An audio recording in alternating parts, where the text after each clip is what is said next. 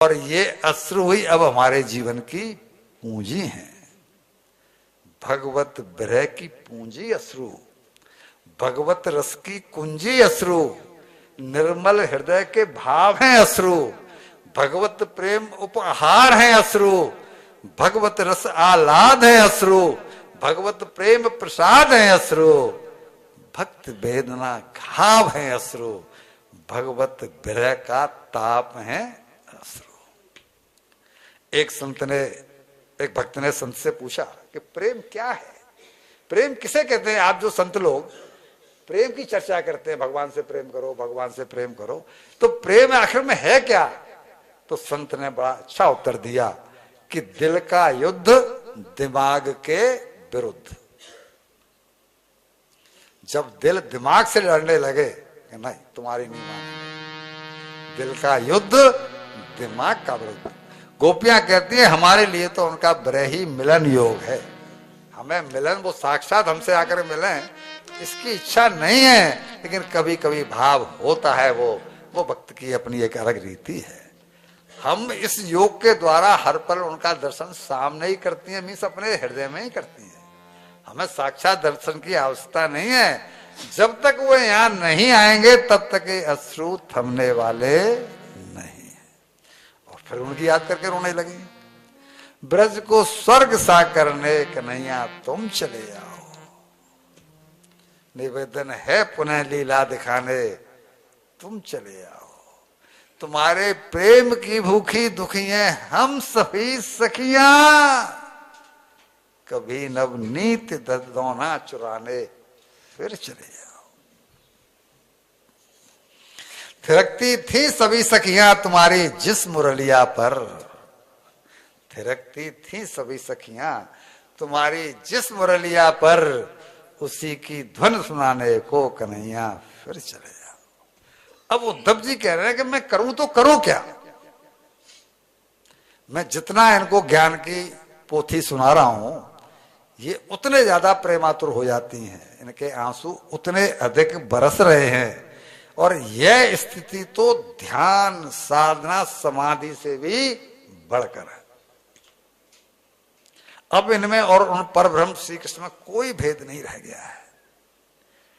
तो जब गोपियों ने उनको किंग कर्तव्य विमूढ़ की स्थिति में देखा तो बोली उद्धव जी आप हमारी पीड़ा को नहीं समझ पाओगे, आपका हृदय गीला नहीं है, रूखा है, इसलिए आप तो उस काम को करके वापस चले जाओ जिसे करने के लिए हमारे पास आए हो। वो काम क्या है?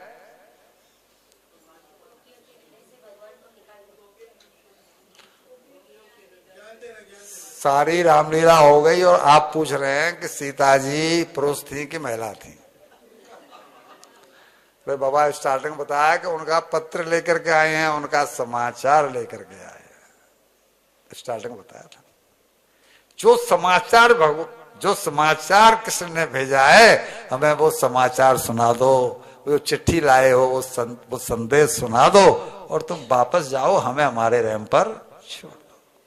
भेजा है जो हमें सुनाने वो संदेशा जल्द सुना दो, धैर्य बंधाने भेजा है तो हम रोतों को धैर्य बंधा दो। तब उद्धव जी ने बड़े डरते डरते कहा, लेकिन उनका संदेशा तुम्हें धैर्य बनाने वाला नहीं है, और तड़पाएगा और व्याकुल करेगा। तो राधा रानी बोली उद्धव जी आप डरो मत, जो कहना है वह कह दो, क्योंकि यह तो ख्यालों का खेल है। अब आई बात, क्योंकि ये तो ख्यालों का खेल है, ये तो हमारी और उनकी लीला चल रही है, वरना तो मैं जा सकती हूं पास कृष्ण के, पर मुझको यह डर लगता है। पूछा क्यों नहीं? पर मुझको यह डर लगता है बरस पड़े यदि मेरे आंसू, उनको देख करके प्रेम में यदि मेरे आंसू बरस पड़े तो उनका अंतर रुंध जाएगा। मेरा नहीं, मेरा तो पहले से रुंधा हुआ है, उनका अंतर रुंध जाएगा। उनकी मुरली अधर धरूं तो, मुरली किसके पास है? उनकी मुरली अधर धरूं तो उनके स्वर में गा सकती हूं, पर मधुर मुदित उनकी मुरली का जो स्वर अब निकलता है रसीला, वह स्वर दर्दीला हो जाएगा। उसमें फिर रस नहीं टपकेगा, बल्कि दर्द बहेगा, दर्द टपकेगा।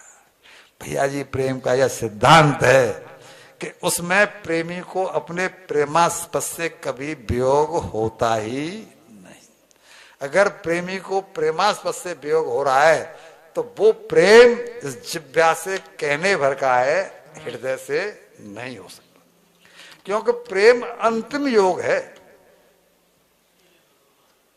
भक्ति योग, ज्ञान योग, कर्म योग, सांख्य योग, इनसे पांचवा जो योग है वो प्रेम योग है। यानी प्रेमी और प्रेमास्पद का अंतिम मिलन। ये जो ब्रज वृंदावन की साधना है ना, वह मिलन की नहीं है, तब विशुद्ध ब्रह की साधना है। जिन्होंने कृष्ण ब्रह का स्वाद नहीं चखा, वे श्री कृष्ण के बिरहानंद से वंचित हो गए, वंचित रह गए। यानी ब्रह के आगे भी नंद लगा हुआ है, बिरहा यानी ब्रह आनंद, बिरहा नंद। क्योंकि संसार में यदि कोई सर्वश्रेष्ठ उपलब्धि है तो वह है कृष्ण के ब्रह में प्रेमाश्रु बहाना। वृंदावन में हमने परसों कहा भी था आपसे कि कितने संत ऐसे हैं जो जिनके आंसू कभी थमते ही नहीं। वो बाहर घर से, अपने आश्रम से बाहर निकल ही नहीं पाते, उनको दुनिया में रस आता ही नहीं। जीवन में जिसने एक बार प्रिया प्रीतम के बिरहानंद का रस नहीं चखा, वो अभागा है। और जिसने चख लिया, उससे फिर कोई दूसरा रस रास आएगा ही नहीं, कुछ दूसरा भाएगा ही नहीं।